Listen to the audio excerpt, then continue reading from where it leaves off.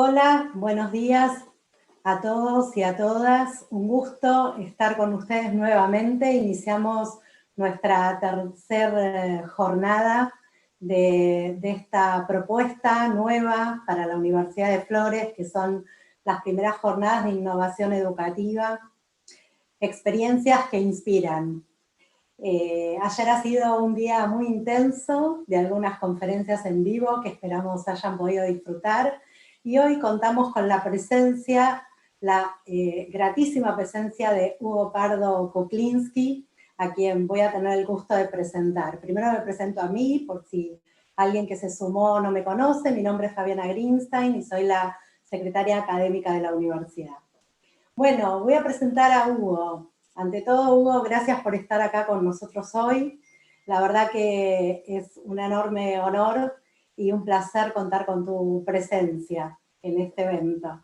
Bueno, Hugo es argentino, ya se van a dar cuenta rápidamente, pero vive en España y en este momento está en su pueblo, en Cadaqués, limitante con Francia, así que desde allí lejos nos ofrece esta charla. Hugo es fundador y director de Outlier School desde el año 2012 y hasta el día de hoy. Es doctor en comunicación por la Universidad de Barcelona y profesor visitante de la Universidad de Stanford. Él, junto con Cristóbal Cobo, muy recientemente ha publicado un nuevo libro llamado Expandir la universidad más allá de la enseñanza remota de emergencia, ideas hacia un modelo híbrido post-pandemia. Y yo les quiero comentar, antes de introducir en este libro que se escribió al calor de esta situación tan extraordinaria en la que nos encontramos y en medio de un proceso de aislamiento, ¿no? De aislamiento preventivo. Hace muchos años, unos cuantos, yo creo que por el 2014, corregime si no hubo, cayó en mi pantalla un libro anterior de Hugo, Opportunity Valley. Y yo quiero introducir a Hugo desde ahí porque ese libro para mí fue toda una experiencia, les diría, inmersiva en una lectura digital, completamente diferente a las que había tenido hasta entonces, ¿no? Es un libro que propone un modo, una narrativa y un modo de comunicación muy diferente, muy cercano a lo que el propio Hugo cuenta, de qué va, de qué se trata la cultura digital. A mí me impactó muchísimo y a partir de ese momento fui siguiéndolo en las redes y bueno, tuve oportunidad hace un par de años de cursar con él una actividad en la Universidad de Buenos Aires, acá en nuestra ciudad de Buenos Aires, y bueno, la verdad que la propuesta actual, este nuevo libro, esta nueva forma de mirar la cultura digital, es una buena oportunidad nuevamente para encontrarnos con Hugo y para poder conversar un poco acerca de este fenómeno que estamos viviendo, porque lo que produce la pandemia son algunos efectos que han llegado hasta la universidad de una manera bastante importante, ¿no? Bastante fuerte, obligándonos a todos a mutar, a cambiar, a transformarnos de alguna manera. El libro Expandir la universidad más allá de la enseñanza remota de emergencia propone una mirada que es interesante desde el punto de vista no solamente didáctico, pedagógico, una mirada bastante original, porque habitualmente nos encontramos con mucha literatura que pone el foco o el eje en lo que sucede adentro del aula, adentro de la clase, entre docentes, profesores y alumnos. Pero no siempre el foco de la literatura vinculada a la expansión y la transformación digital pone foco en la gestión de la tecnología en las instituciones educativas. Y la verdad que además del aula y además de pensar en el aula, cosa que venimos haciendo desde el día martes en estas jornadas muy intensamente, es preciso pensar qué sucede al interior de toda una institución cuando se trata de incorporar la cultura digital. En el libro se proponen algunos, podríamos decir, ejes conceptuales, tips, ideas, que promueven un pensamiento sobre la gestión. Y le pedimos a Hugo hacer el foco ahí, ¿no? En la gestión. ¿Cómo se gestiona la tecnología en una institución que pretende una transformación digital? Y como muy bien titula el libro, no solo en emergencia, ¿no? Sino pensando en el futuro. En el libro se plantean algunas ideas, pensar la universidad como una comunidad. Vamos a ver qué es lo que Hugo nos cuenta sobre esto. Se propone un concepto sumamente interesante que es el de reinvención holística, un híbrido aspiracional y un conjunto de ideas vinculadas a la gestión. Cómo se hace para reducir la brecha digital, garantizar la accesibilidad, cómo lograr sinergias entre instituciones, entre universidades y potenciar propuestas, proyectos compartidos, cómo aprovechar las analíticas del aprendizaje, la inteligencia artificial, en fin, un conjunto de ideas que nosotros, por lo menos en nuestra universidad, y entiendo que también en muchas otras, hoy nos estamos preguntando cómo hacemos todo esto en el futuro, entendiendo que las transformaciones acaecidas este año seguramente no van a ser temporales. ¿O sí, Hugo? ¿Vos qué pensás sobre esto que nos está pasando? Bueno, muchas gracias, Fabiana. Antes me gustaría agradecerte la invitación a este evento de la Universidad de Flores, súper interesante, con un montón de colegas, en un debate que es imprescindible hacerlo ahora. Yo creo que ya era imprescindible hace una década, pero hoy se hizo irremediablemente imprescindible. También quiero agradecer a Lozada, una compañera de estudios de la escuela secundaria en Avellaneda, en Buenos Aires. Yo soy de Buenos Aires, que fue la que contactó conmigo la primera vez. Y me encanta que traigas lo de Opportunity Valley, porque nosotros ya hace muchos años, casi de manera obsesiva, estamos intentando traer cosas de la cultura digital al mundo universitario. Y antes de Opportunity Valley salió en 2007 un libro que se llamó Planeta Web 2.0, que también publicamos con Cristóbal, que tuvo muchísimo éxito de divulgación. Y yo siempre digo que no tanto por la calidad de su contenido, sino por la calidad de su estrategia de divulgación, porque fue un libro que se hizo vía web, que se podía descargar de manera libre y gratuita desde el primer día, y que era multiformato. Tenía PDF, pero también podcast, y tenía un de cosas. Estoy hablando hace 13 años, ¿no?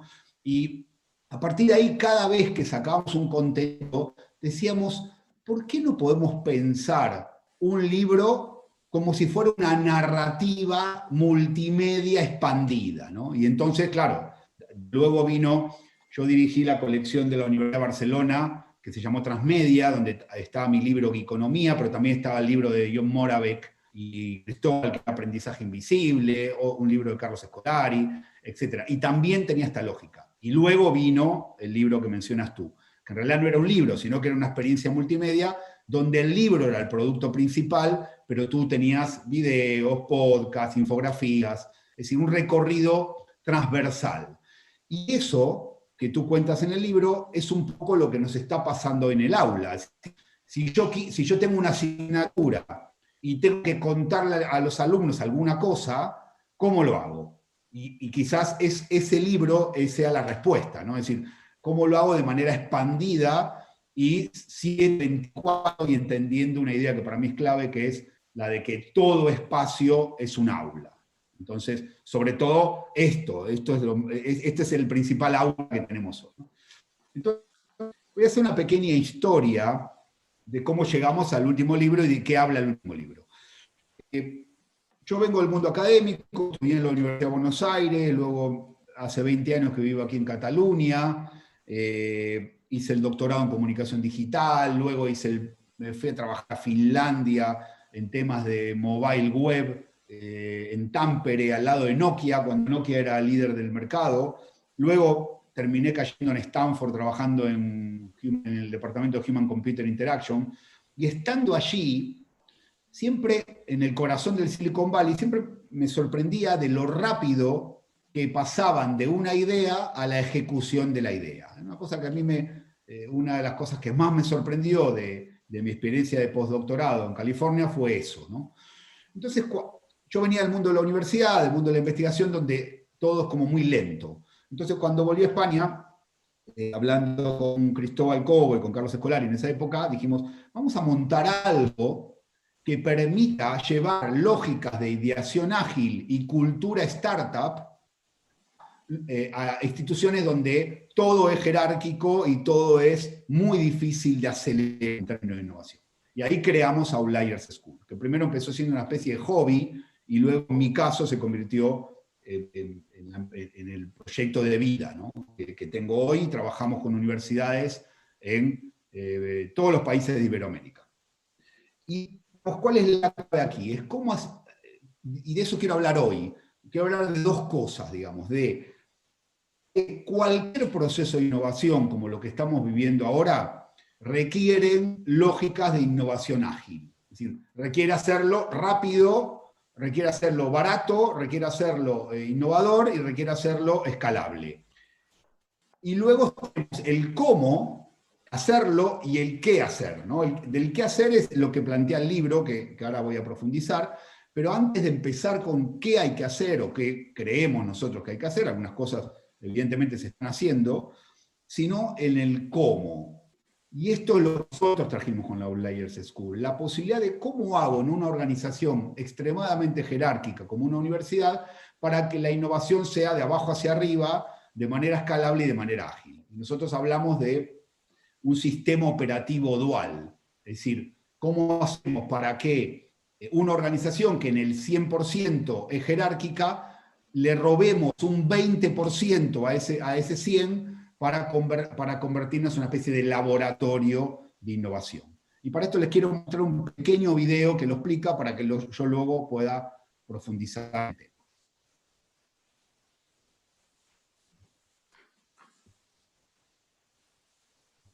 Vamos a verlo.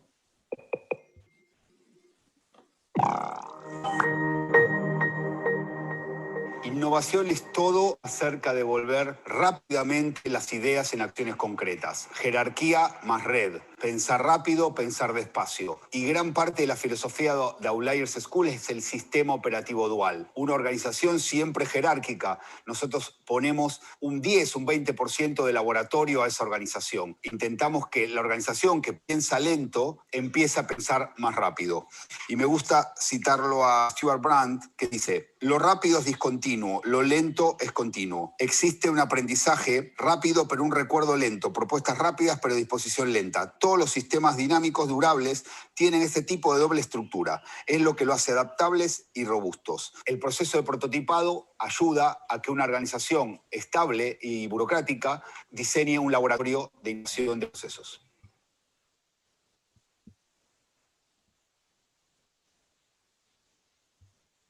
Bueno, y ahí está un poco la introducción del tema. O sea, nosotros queremos traer la cultura digital, la cultura startup a organizaciones como universidades. Lo primero que es robarles un porcentaje a esa jerarquía y convertirlo en una organización horizontal, que tome decisiones de manera rápido en forma de prototipos, ¿no? Y esto son los famosos laboratorios, los labs, ¿no? Es decir, nosotros lo que hacemos hace muchos años es crear labs en las universidades. ¿Cómo funciona un laboratorio?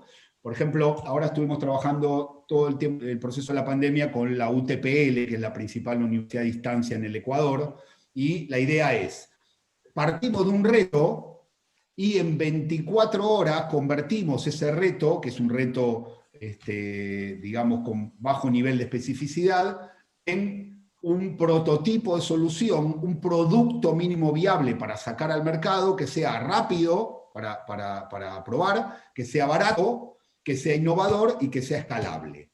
Con eso salimos al mercado en lo que llamamos primera iteración. ¿Cómo funciona la organización?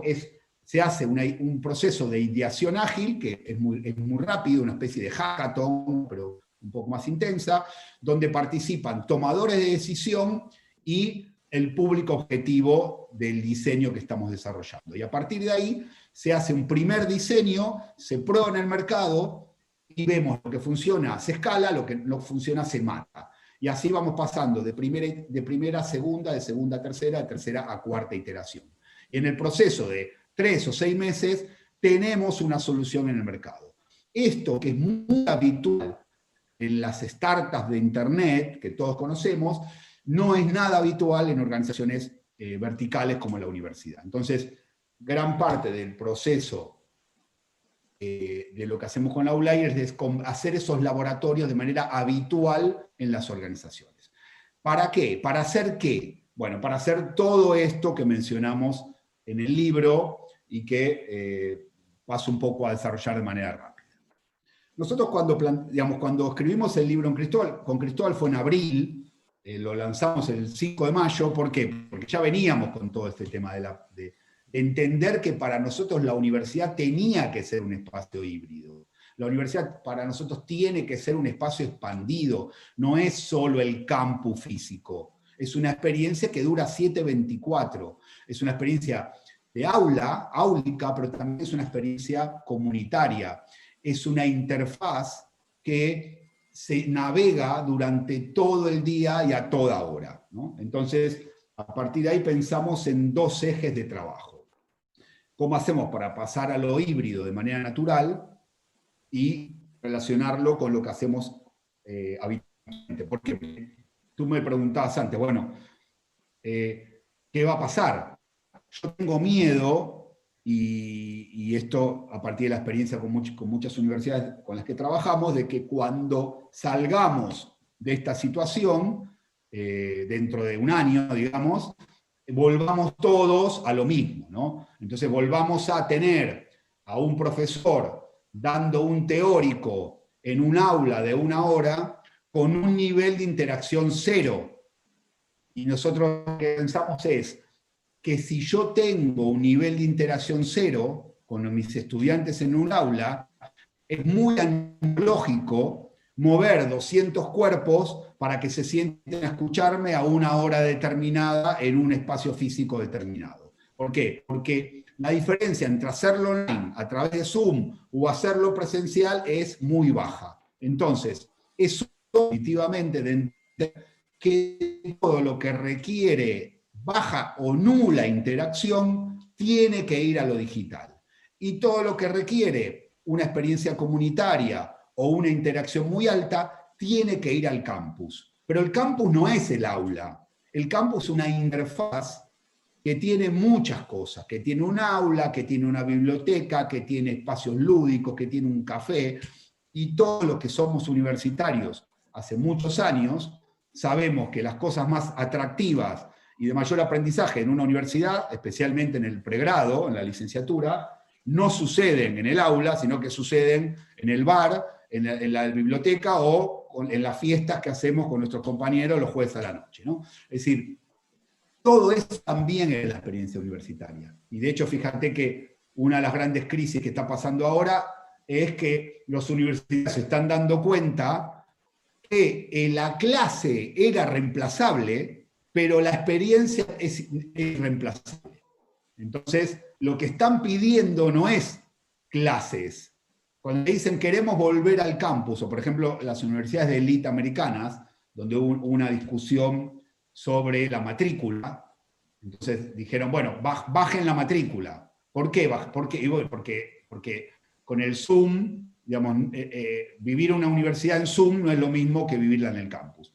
Vale, pero ¿qué te está faltando? Bueno, no te está faltando la clase, porque la clase la estás teniendo en Zoom. ¿Qué te está faltando? Bueno, todo lo demás, todo lo expandido que trasciende la clase, ¿no? Entonces, nosotros hablamos de 2 cuestiones. Una que está vinculada con docentes y estudiantes y una que está vinculada con gestores y con el cambio de la interfaz campus.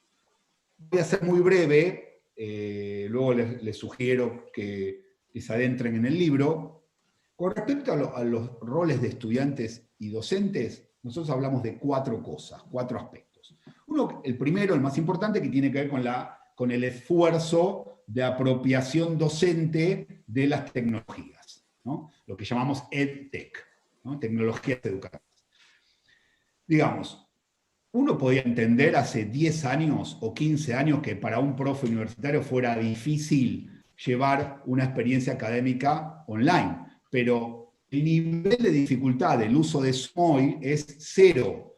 De hecho, Zoom y todas las herramientas digitales que utilizamos están hechas for dummies, ¿no? Para tontos. ¿Por qué hechas para tontos? Porque las empresas tecnológicas lo que quieren es que la gente use las herramientas. La mejor manera de usar las herramientas es que la dificultad cognitiva de usarlas sea cero. Entonces, excusas para que un profe, como hacían hace 10 años atrás, te diga, no, es que no sé hacer un vídeo, no, es que no sé hacer un podcast, no, que no sé dar esto. Bueno, entonces, el esfuerzo de apropiación tecnológica de un docente para tener una experiencia atractiva online, hoy es cero. Entonces ahí tenemos una primera barrera que ha sido eliminada con toda la evolución de la cultura digital en los últimos 10 años.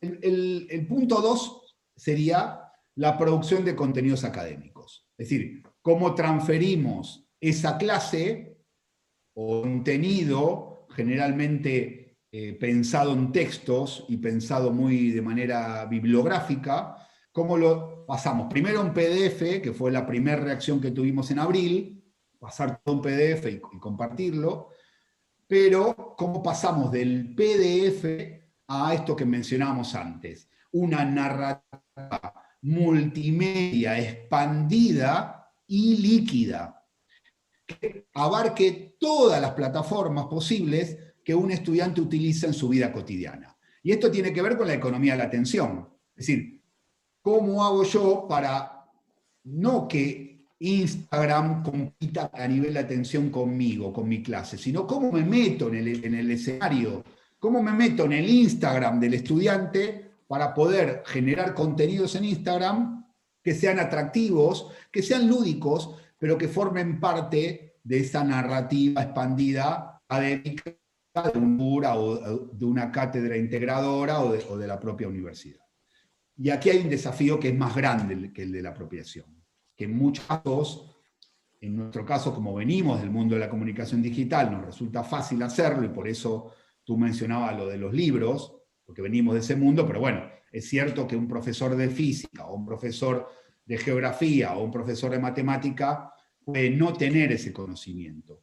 Lo cual aquí empieza a haber una primera decisión de los gestores de las universidades, que es construir laboratorios multimedia, o productoras multimedia que sean muy buenas. Es decir, que generen contenidos de manera permanente. Esto ya venía siendo, pero ahora hay que acelerarlo mucho más. Yo necesito ayudar a profesores en ese conocimiento para construir buenos vídeos, que tengan gráficas, que tengan infografías, hacer podcast, hacer trailers. Nosotros ahora estamos trabajando con INECO en Argentina, con el Instituto INECO de Facundo Manes, precisamente en toda una construcción de narrativa expandida, que tiene trailers. Es decir, ¿cómo podemos, por ejemplo, hacer un tráiler de una asignatura, como si fuera una serie de Netflix, que esté tan bueno que el estudiante diga, quiero esta asignatura porque me vi el tráiler y está buenísimo, ¿no? Entonces, trailers, infografías, infovisualizaciones, podcasts, contenidos para Instagram, todo eso es una narrativa expandida. Y es el todos que tenemos que pensar en esta universidad expandida híbrida. El punto 3 es todo el tema de calificación, ¿no? Es decir, y es una de las cosas que nos enseña la pandemia es que tenemos que eliminar por completo todo lo que es calificación sancionadora y pasar a una autoevaluación permanente. Fórmulas que le agreguen bienestar al estudiante, pero que mantengan la atención. En el sentido de que dentro de cultura de confianza, los profes tengamos alguna herramienta para evaluar la producción del estudiante. Y esto evidentemente no son más los exámenes, sino que es otra cosa. Y esta cosa es este punto 4 que quiero mencionar, que es cómo compatibilizamos la evaluación al estudiante con la construcción de un portafolio digital profesional del mismo estudiante. Nosotros lo hemos hecho... tenemos un ejemplo de un MBA que hemos diseñado en El Salvador, de una escuela de negocios muy importante de Centroamérica, que lo que hacemos es, el estudiante entra sin un portafolio digital y sale con un portafolio digital muy profundo. Y esto es un portafolio en LinkedIn muy profundo, pero también es un portafolio digital muy profundo. ¿En qué sentido? En que si estudié ingeniería, cuando salgo de la universidad y un posible empleador me googlea, yo no tengo solo mi Facebook con la foto de mi novia o de mis amigos, sino que tengo un perfil profesional profundo que he podido desarrollar durante mis 3 o 4 años de carrera, en base a lo que los profes me fueron pidiendo, ¿no?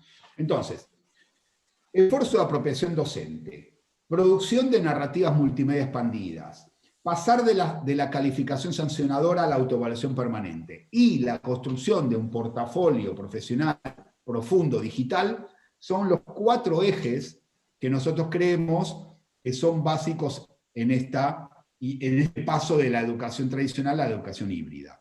Hay otros, pero estos son los que se ponen rápido, en esta lógica de innovación rápida, barata, innovadora y escalable. Y ahora pasemos a qué tienen que hacer, porque esto también es algo que tienen que hacer los gestores, también es una decisión académica de la Secretaría Académica o de la Innovación, pero sobre todo es una decisión del docente en la relación directa con los estudiantes. En cambio, aquí hay 4 cosas, 6 que sí que tienen que ser decisiones de gestión. Primero, lo que sería el punto 5 de estos 10 elementos que estamos hablando. Pensar la universidad como una comunidad. Esto significa salir de esta lógica de la dependencia desmedida de las asignaturas, del diseño académico basado en asignaturas, en carga horaria, en docentes, y pasar en aulas y en sesiones teóricas. Porque todos sabemos que todo el diseño instruccional de la universidad se basa en esta lógica. Y esto para mí es completamente obsoleto. Y es el momento ideal para salir de esto. Es decir, una fórmula, por ejemplo, rápida, es las cátedras integradoras. ¿En qué sentido? En que, ¿cómo hacer para que el estudiante tenga una mejor experiencia de usuario o de aprendizaje si nos unimos todos los profes del mismo cuatrimestre y pensamos, en vez de pensar 4 asignaturas inconexas, como suele pasar, donde yo doy clases y luego vienes tú, pero como nunca he hablado contigo en ningún momento, a mí se me ocurre que hoy voy a dar una clase de 2 horas teórica, pero a ti también se te ocurre lo mismo. Y cuando a las 3 horas que el estudiante está escuchando, una persona se pone a usar, a whatsappear, tú te enojas porque dices, hey, ¿por qué no me prestas atención? Bueno, profe, no le presto atención porque hace 3 horas que me están hablando y estoy aburrido de que me hable. Vale, entonces, ¿sabes qué? Mira, Fabiana, vamos a hacer lo siguiente. Si tú hoy, ¿qué vas a hacer hoy? Mira, yo hoy tengo que dar un concepto. Bueno, yo te sugiero que lo des en 4 minutos. Y entonces yo ese concepto que tenía que dar hoy no voy a dar un ejercicio. Y si el ejercicio puede conectar con el concepto tuyo, mejor aún. Es decir, ¿cómo empezamos a pensar cátedras integradoras? Es decir, profes trabajando juntos en una línea de tiempo a nivel narrativo, pero a nivel también de diseño instruccional, para que el estudiante tenga más experiencias inconexas, tenga conexión permanente con todo lo que le sucede en la interfaz campus. ¿Por qué? Porque los que nos dedicamos a diseñar sabemos, tenemos una norma que es la interfaz condiciona la interacción. Esto significa que depende de la interfaz que yo diseñe, la interacción será una o será otra. Nosotros trabajamos en Barcelona con Lucky Uber, que es un gran diseñador que ha trabajado con Ferran Adrià en el Bulli y otras experiencias, y él tiene un laboratorio de innovación donde, por ejemplo, no hay sillas para sentarse. Uno no se puede sentar. Es decir, hay mesas altas, hay todo de herramientas para trabajar, pero tú no te puedes sentar, no hay sillas. ¿Y por qué no hay sillas? Bueno, porque yo lo que quiero es que la gente esté obligada a interactuar y que ponga también su físico al servicio de esa interacción. La interfaz condiciona la interacción. Si yo resulta que diseño aulas donde hay una pizarra, donde hay una computadora y un profe, donde hay unas sillas donde no me puedo mover, y para mover las sillas requiere tiempo y ruido y está mal en términos de diseño, bueno, no va a pasar lo que quiero que pase. Entonces, es muy importante que si pensamos la universidad como una comunidad, pensemos las interfaces para que ese proceso comunitario suceda. Y esto significa rediseño de las aulas, significa una apropiación diferente de las bibliotecas, significa un uso académico de los espacios verdes, significa un uso de los bares, y esto también nosotros hemos trabajado en Colombia, en el sistema de públicas en Medellín, de cómo hacer que las bibliotecas públicas, o los bares de una facultad, sucedan cosas académicas.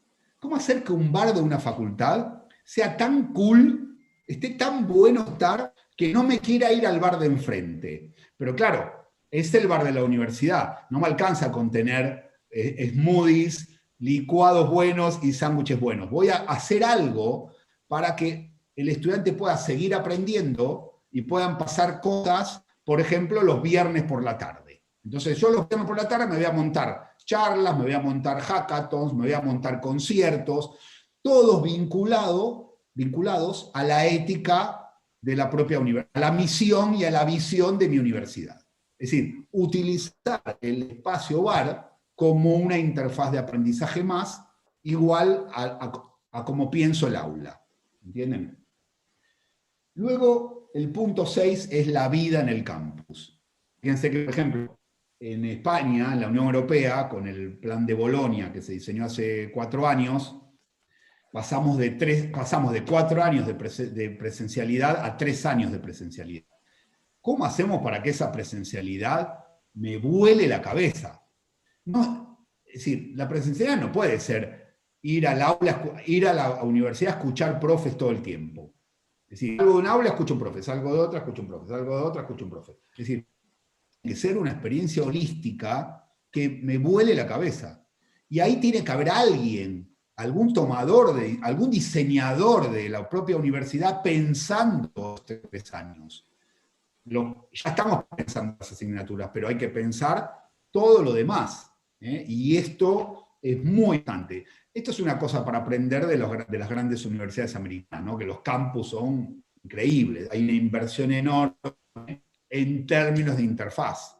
¿Por qué? La experiencia de estar en Stanford o de estar en el MIT no es meterse en un aula, es todo lo que sucede alrededor. Yo recuerdo que, por ejemplo, una de las cosas que hacían en Stanford para crear comunidades de estudiantes extranjeros era hacer comidas típicas de los países los fines de semana. Entonces todos los latinoamericanos nos terminamos reuniendo un sábado, comiendo un asado o comiendo una fada, es decir, pero la universidad propiciaba eso. Y ese espacio para mí era alucinante, porque era la forma que yo tenía de hacer redes con mis colegas de otros países que si no los conocía.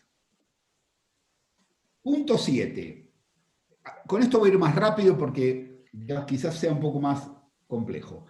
Si pensamos la universidad como un espacio híbrido, definitivamente tenemos que pensar en el campo físico de la manera que acabamos de mencionar, pero también tenemos que pensar en el campo digital. Y el campo digital no puede ser más una web estática donde yo pongo contenidos y el estudiante es un consumidor que recibe unos contenidos y nada más. No, el estudiante tiene que ser un prosumidor, tiene que poder generar contenidos, y el campus digital tiene que ser tan sexy, por llamarlo de una manera, como el campus físico. Y esto requiere un rediseño de la web y de todas las herramientas digitales hacia esa narrativa transmedia expandida que hablamos antes. Y aquí pasan 4 cosas. Primero, tenemos que garantizar, sobre todo en las universidades públicas, en Iberoamérica, el acceso al hardware, al software y la calidad por parte de los estudiantes. ¿Por qué? Porque si ofrecemos una experiencia híbrida y resulta que en mi casa no tengo computador o no tengo internet, entonces no tengo nada, ¿no? Bueno, la universidad tiene que tener algún tipo de compito con garantizar que el acceso al hardware, al software y a la conectividad de los estudiantes sea lo mejor posible. Y esto también es una política de la propia universidad, evitar las brechas digitales. Luego tenemos el punto 8. El punto 8 es, a mí me parece que hay un error de las universidades, que es cuando queremos diseñar todas las interfaces digitales desde cero con los equipos de la universidad.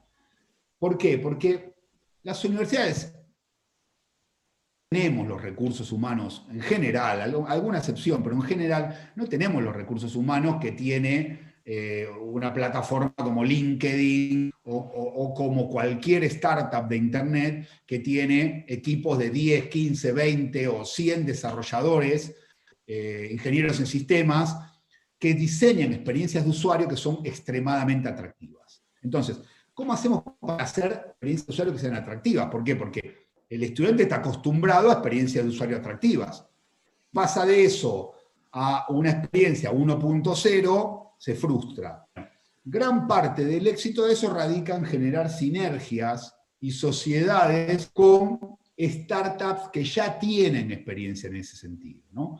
Y aquí hay muchos ejemplos, nosotros en el libro planteamos varios ejemplos de cómo generar, por ejemplo, Coursera hizo una cosa muy interesante en la pandemia, que es el Campus for Coursera, que era abrir los cursos para las universidades con ritmos que ellos tienen, que compatibilizaban los cursos de Coursera con las asignaturas de la universidad.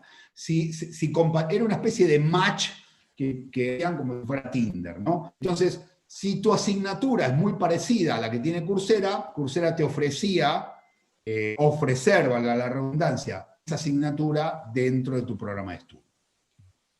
Punto 9. Entran dos cosas. Si abrimos el campus, si el campus es expandido, si el campus es híbrido, si dejamos de llevar a los estudiantes a meterlos en un aula para que la experiencia de interacción sea cero, entonces tenemos que repensar toda la experiencia digital. Y esto es mejores web, esto es apps, empezar a tener apps, pero no apps estáticas, sino apps que sean interactivas, ¿no? Como cuando uno entra a una red social. Y aquí nos lleva a dos elementos que casi nunca se toman en cuenta y es hora de empezar a tomar en cuenta. Uno es lo que es la analítica del aprendizaje. Digamos, mejor información para universidades más inteligentes. Vieron que siempre hablamos de las ciudades inteligentes, ¿no? ¿Qué están haciendo las ciudades para tomar mejores decisiones en base a lo que los ciudadanos hacen en la propia ciudad? Bueno, esto las universidades en general no lo están haciendo. Es decir, empezar a aprender, tomar datos, construir algoritmos sobre el consumo web, sobre lo que hacen los estudiantes en nuestras plataformas para tomar mejores decisiones. Esto requiere una analítica del aprendizaje, requiere también, hay un tema ético en el medio, todo lo que es el respeto a la privacidad de los estudiantes. Hay una discusión que apareció en la pandemia. ¿Qué hacemos si el estudiante puede, si estamos en un Zoom, lo obligamos a que abra la cámara o no? ¿Cómo gestionamos la privacidad? ¿Qué datos se pueden compartir online y qué datos no? Bueno, todo esto, la universidad tiene que empezar a tener manuales de estilo, porque no es todo mismo. Es decir, todo tiene que haber un manual de estilo para generar analíticas del aprendizaje y empezar a trabajar con algoritmos para tomar mejores decisiones.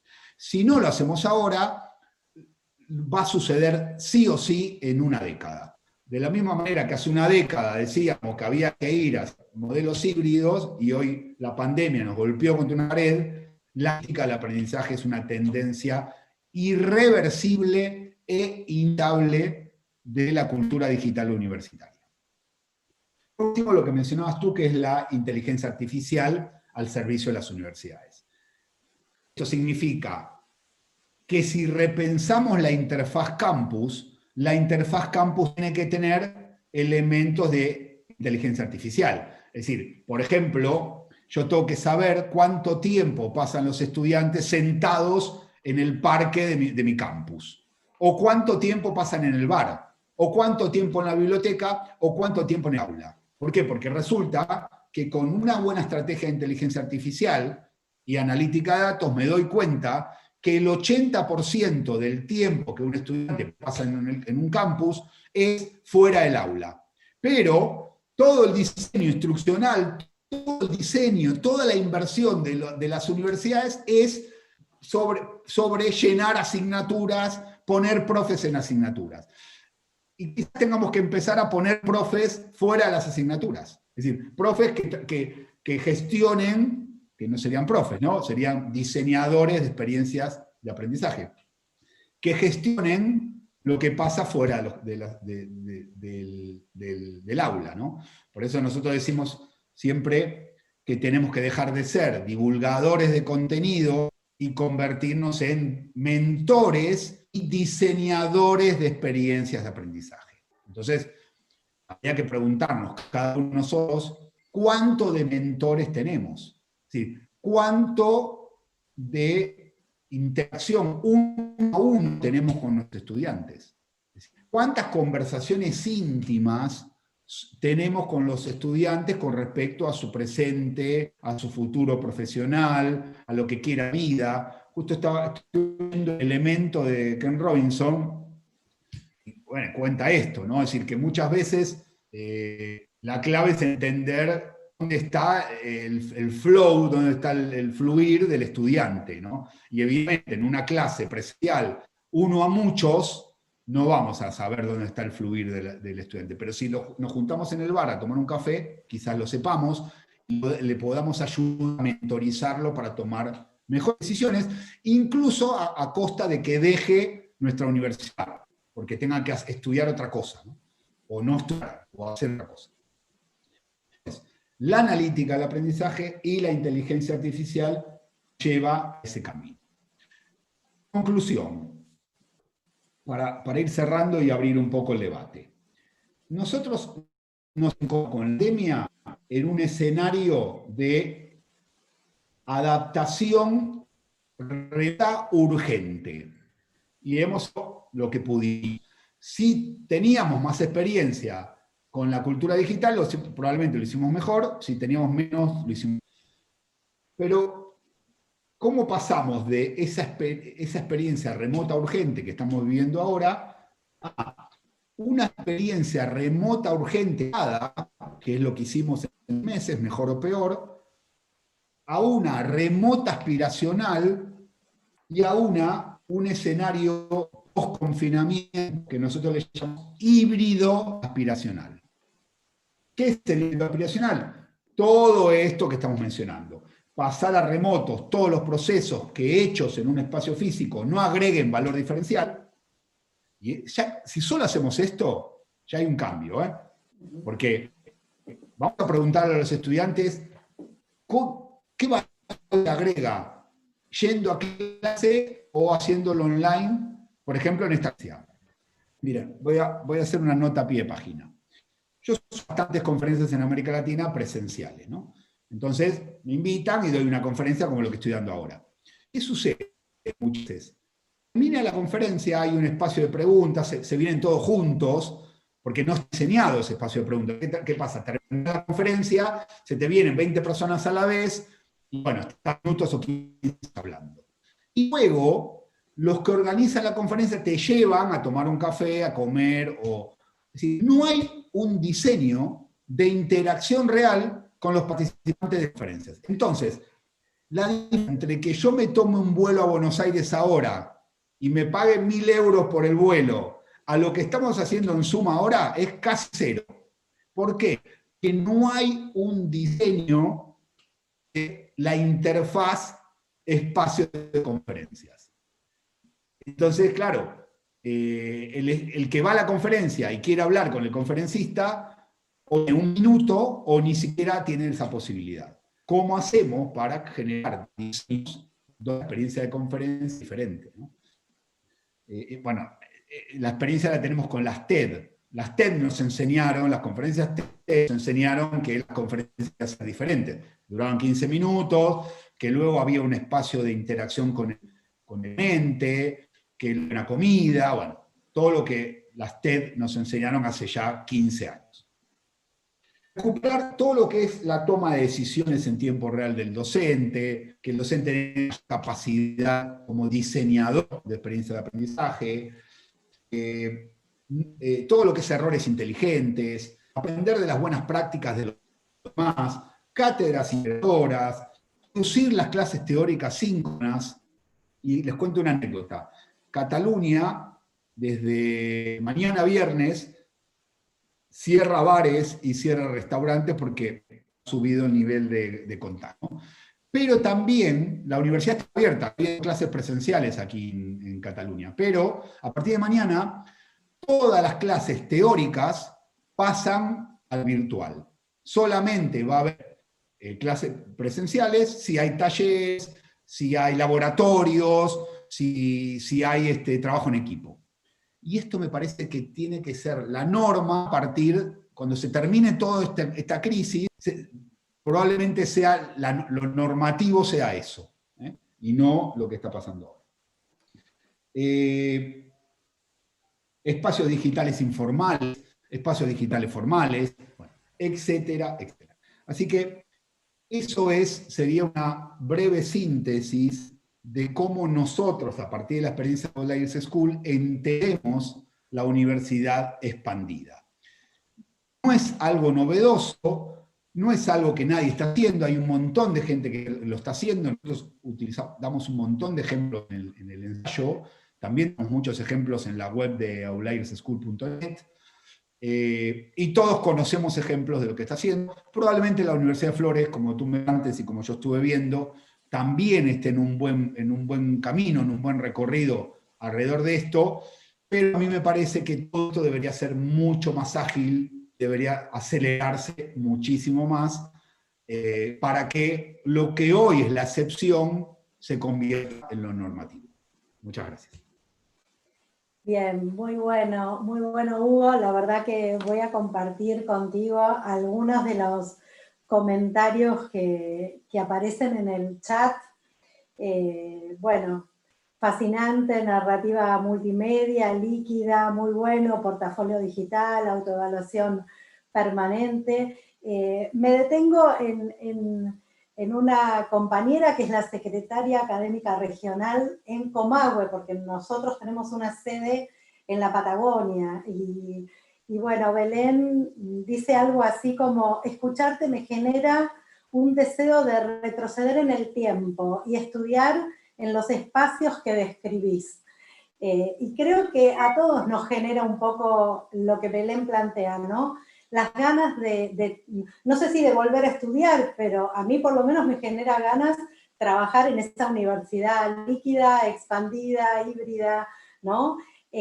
Y también me pregunto, me formulo la pregunta mientras vos ibas exponiendo, me preguntaba qué capacidades deberíamos generar en aquellos que son gestores para permitir la creación de esos espacios, ¿no?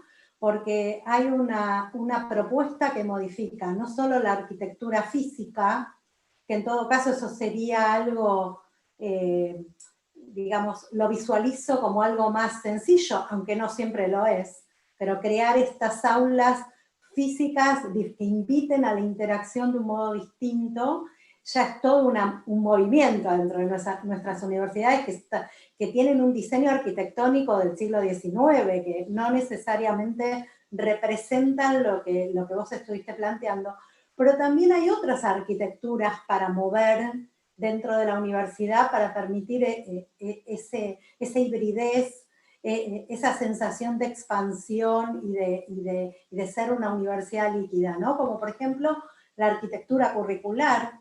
Vos hablabas de la integración, intercátedras, o juntar en un cuatrimestre a varias. Bueno, esto que parece un proyecto relativamente fácil de llevar a cabo, en la práctica y en la realidad de las instituciones, por la arquitectura curricular, que es fragmentada por asignaturas, con determinados tiempos muy rígidos de dictado de una materia, por ejemplo, hacen que sea muy difícil ese movimiento de integración, para dar un ejemplo, ¿no? Entonces, arquitectura física, arquitectura curricular, arquitectura diferente para el aprendizaje, promoviendo la autoevaluación permanente, bueno, todo lo que has dicho no lo voy a reproducir. A mí lo que inmediatamente me suscita es, bueno, ¿y qué tenemos que saber nosotros para que esto sea posible, ¿no? Para poder anticiparnos un poco más rápido, más ágilmente a ese futuro aspiracional y llegar ahí, ¿no? Esto sería una pregunta que me hago yo. Bueno, digamos, me parece que en los gestores tiene que haber figuras profesionales que quizás no estén, ¿no? Por ejemplo, diseñadores, por ejemplo, arquitectos que piensen espacios, por ejemplo, emprendedores, desarrolladores, expertos en interfaces, es decir, figuras que me permitan volver a la idea que para mí es muy importante, que es que el campus es una experiencia expandida 7/24. Es decir, yo tengo la universidad de la que yo formo parte, tiene que acompañarme todo el día, ¿no? Me tiene que acompañar escuchando un podcast, me tiene que acompañar en Instagram, me tiene que acompañar un sábado por la mañana en una actividad lúdica, me tiene que acompañar en la semana también. Esto requiere un diseño con figuras que hoy no existen. Yo soy muy crítico con el diseño instruccional, con las asignaturas, muy crítico. Creo que existen un montón de experiencias que ya nos están sacando del tema de las asignaturas. Por ejemplo, las escuelas de diseño, algún tipo de organizaciones ya lo hacen de manera más natural, en Centro, en México, pero bueno, también en otras universidades. Lo cual, si nosotros sabemos que las asignaturas son compartimentos estancos, si sabemos que el profe A no interactúa con el B, que no interactúa con el C, que no interactúa con el D, sabemos que hay desconexión entre todos. Bueno, ¿por qué no lo cambiamos? Porque en el fondo no es un problema no es un problema de recursos humanos, ni es un problema económico, porque los honorarios se pagan igual. Es un problema de diseño, de clases. La interfaz condiciona la interacción. Si yo te estoy proponiendo una cosa y viene otro profe y te propone lo mismo, y viene otro profe y te propone lo mismo, es evidente que el estudiante se quema escuchando a una persona hablándole 4 horas, porque de hecho, más de 40 minutos la neurociencia nos enseña que no prestar atención. Entonces, ¿por qué lo seguimos haciendo? Esto es lo que yo digo, que tenemos que pasar a un sistema operativo donde haya un laboratorio que empiece a romper esto. Empezamos a romper las asignaturas. ¿Cómo lo hacemos? ¿Cuál sería la primera iteración de eso? Juntar una en 2, o una en 3. Mejor dicho, 3 en una, ¿no? O todas las asignaturas del turno mañana van juntas. No sé, fórmulas, diseños nuevos que rompan paredes, que rompan malas performances, y los estudiantes ya saben lo que pasa, tampoco es tan difícil de medir. Me parece que ahí está el planteo. Algunas cosas son caras de hacer y algunas son baratas. Evidentemente, un rediseño del campus físico puede ser muy caro, pero empezar con prototipos, con mínimos productos viables de nuevas experiencias, puede ser algo muy valioso, que tú lo probando y a medida que vas teniendo éxitos y con un sentido de urgencia, en 1, 2 o 3 años tienes un montón más experiencias que a la larga te convierten en una universidad innovadora en términos de experiencia de aprendizaje. Absolutamente. Acá hubo ahí una pregunta de un colega de la Universidad de Córdoba, una colega de Silvina, que plantea cómo hacemos en universidades que son conservadoras y masivas, como ella dice, como la Universidad de Córdoba, por ejemplo, ¿no? Bueno, es lo mismo, ¿no? Mira, le voy a contar una anécdota que me pasó en Argentina, en un taller en una universidad. Resulta que sobre estrategias de divulgación científica. Había una investigadora en el taller, y todo el tiempo se quejaba de que ella quería pensar la investigación de otra manera, pero no la dejaban. Yo quiero hacerlo diferente, pero no me deja, mi director no entiende, mi equipo entiende. Bueno, todo el tiempo insistía con esta idea. Entonces, yo la invité a tomar un café cuando terminó el taller y le planteé esto que voy a decir ahora, ¿no? Dije, mira, a mí me parece que en cualquiera de las circunstancias posibles, la responsable de lo que está pasando eres tú. ¿Por qué? Porque imaginemos 3 escenarios posibles. Primero, imaginemos que es exactamente como tú dices, ¿no? Que tú planteas un montón de innovaciones y que tus superiores los ignoran, no prestan atención o incluso van en contra de lo que tú piensas. Bueno, yo te pregunto, ¿por qué estás en ese lugar? Porque ese es el lugar adecuado de trabajo para una persona como tú. Bueno, estoy aquí porque, claro, no puedo ir a otro lugar, entonces, bueno, entonces, si puedes ir a otro lugar, responsable de que no suceda lo que quieres que suceda es tú, porque eso es muy simple. Te vas a buscar equipos que compatibilicen, que tengan mayores sinergias con lo que piensas, deja de pasar lo que te sucede. Segundo escenario, imaginemos que no es como tú dices. Imaginemos que tú crees que innovas, pero que en realidad si yo fuera a hablar con tu jefe me diría, bueno, esta persona propone cosas, pero nunca las resuelve. Bueno, entonces evidentemente ahí sí que la responsable eres tú. Es decir, en cualquier escenario posible, el principal responsable de lo que le sucede a uno en la interfaz campus es uno mismo. Es decir, ¿por qué? Porque si yo soy un profe y tengo 200 estudiantes durante un cuatrimestre, durante 10 años, tengo 1000 posibilidades de hacer diseños instruccionales que cambien las dinámicas tóxicas o directas que tenga la institución. 1000 posibilidades. Entonces, no me vale, digamos, comentar que no hago porque el rector no me deja, mi director no me deja, la universidad es masiva, pagan mal, el presidente de la República, el dólar que tiene diferentes valuaciones, la pandemia. No me vale, porque a mí me toca esa responsabilidad y la primera interfaz, cuando la primera pantalla que tiene un estudiante es el docente. Es decir, la primera pantalla, la primera interacción, la relación más sinérgica que tiene un estudiante con la institución es el docente. Hay 1000 posibilidades para innovar, 1000 posibilidades. Si no lo hago es un problema mío. Entonces yo lo que siempre digo es que dentro de las posibilidades que tenemos hay 1000 posibilidades de innovación. Y no me vale el argumento de mucho, porque mira, la semana pasada hicimos un taller en una universidad y me plantearon el argumento contrario. Fíjate lo que es las argumentaciones, ¿no? Un profesor que tenía 5 estudiantes. Dice, ¿cómo hago para trabajar con 5?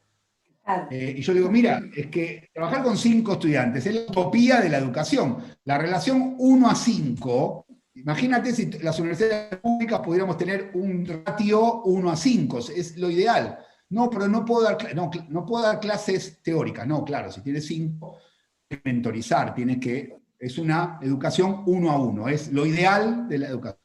Pero no, porque venía de lo masivo. Entonces, como venía de lo masivo y se fue al 1 a 5, le parecía que eso estaba mal. Fíjate las paradojas del inicio del diseño instruccional.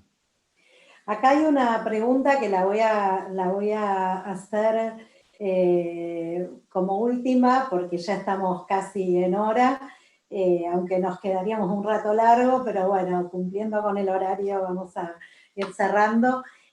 Claudia Ibarra pregunta, ¿cuál es tu mirada respecto de los estudiantes que van a llegar a la universidad en el 2021? O sea, aquellos que transitaron el periodo de aislamiento en las pantallas para culminar su educación secundaria. Ella pregunta, bueno, ¿ellos exigirán con urgencia este nuevo modelo? ¿Qué opinás? Eso es lo que pregunta Claudia.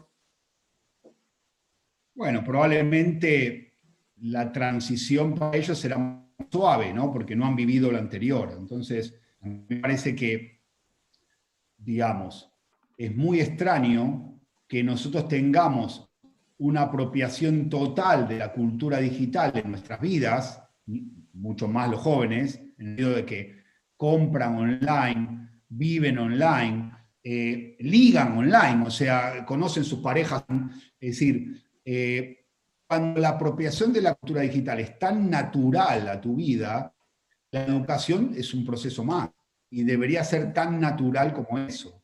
¿Por qué no lo es? Bueno, porque el problema es de los tomadores de decisión, que no lo naturalizamos como lo han naturalizado los estudiantes. Así que en ese sentido a mí me parece que no hay problema. Lo que insisto con esta idea es cómo nosotros estamos en la economía de la atención, ¿no? Entonces, es decir, competimos con la atención multipantalla, ¿no? Con Netflix, competimos con las redes sociales, competimos con un montón de cosas. ¿Cómo hacemos que un estudiante le resulte atractivo y no solo obligatorio consumir un contenido o producir un contenido en un proceso de aprendizaje formal?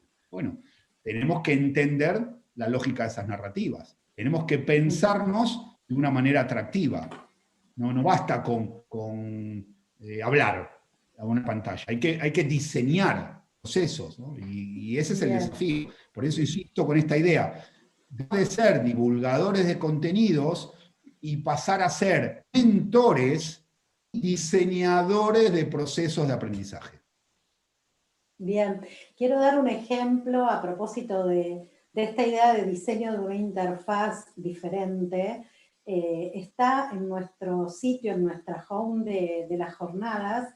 Una de las experiencias que se presentan es un desarrollo que ya lo veníamos pensando antes de esta situación extraordinaria de pandemia, pero que la pandemia así aceleró como tantos otros, de una sala de profesores digital. Y la sala de profesores fue diseñada con una interfaz que es absolutamente inmersiva y tiene un diseño estéticamente muy atractivo. Me gustó la palabra que usaste, sexy, ¿no? Un diseño que atrae, que dan ganas de entrar, de ver de qué se trata. Y bueno, invito a todos a la home de la jornada a visitar el video donde se explica del área de educación a distancia, nos cuenta cómo diseñaron esa sala de profesores, ¿no? Que antaño no se presentaba como una necesidad tener una sala de profesores digital, pero lo cierto es que esa sala permite participar a toda una universidad en una sola instancia digital, compartiendo un montón de experiencias y aprendiendo juntos, ¿no? Fue planteada como una comunidad de aprendizaje en la virtualidad para los docentes. Y esto es algo que tiene que ver con, bueno, un proceso de gestión que se hizo en nuestra universidad muy incipiente, pero que me parece que direcciona hacia este diseño de interfaces de este estilo que vos propones, Hugo. Bueno, aquí hay un montón de mensajes. Sí. No, sí. Si está bien diseñada, propiciará una mayor participación. Siempre es la misma conversación. Interfaces diseñadas propician la interacción. Entonces, yo tengo un desvío, ¿no? Un bias como diseñador. El tema es, si toda interfaz bien diseñada propicia la participación. Y entonces, de lo que se trata de pensar todos esos espacios.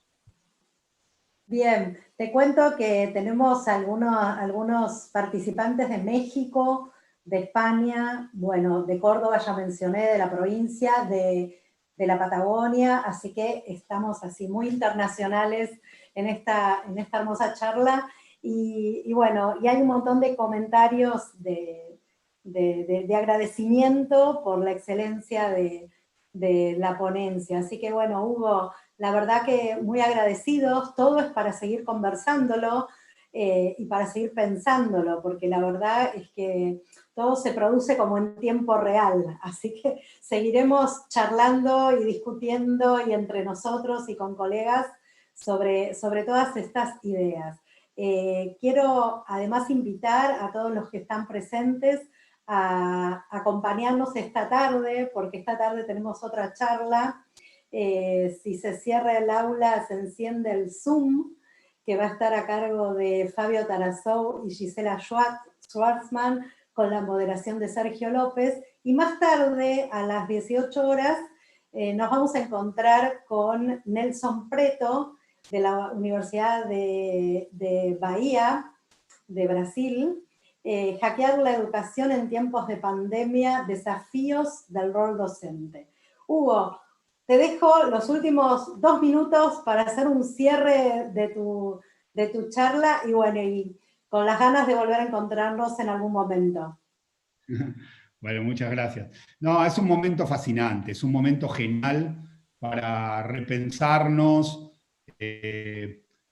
Digamos, hay una canción de Bob Dylan que se llama Un simple giro del destino, ¿no? Y tomar esto como un simple giro del destino, dejar de pensarlo como una tragedia y pensar para repensar todo lo que hacemos. Y a mí me parece fascinante y todos los que estamos en este mundo estamos fascinados por la transición acelerada hacia un tipo de universidad completamente diferente. Bien, muchísimas gracias. Gracias por tu participación. Gracias a todos los que se acercaron a esta charla y bueno, nos estamos viendo, espero que muy pronto. Muchas gracias.